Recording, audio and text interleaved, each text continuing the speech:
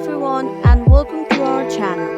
Today we are going to show you how to log into e-learning Ethiopian Airlines website. So you can learn different things to access your Ethiopian Airlines account. So let's get started.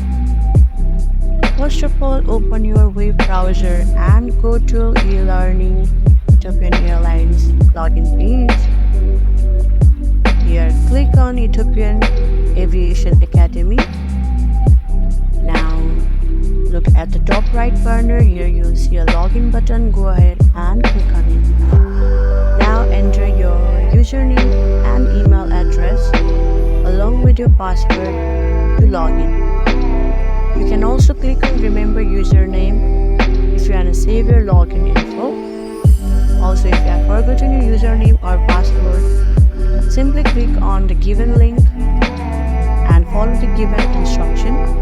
You can also log in as a guest or log in via Ethiopian Airlines account. Well, logging into your e-learning portal is as simple as that. Thank you for watching.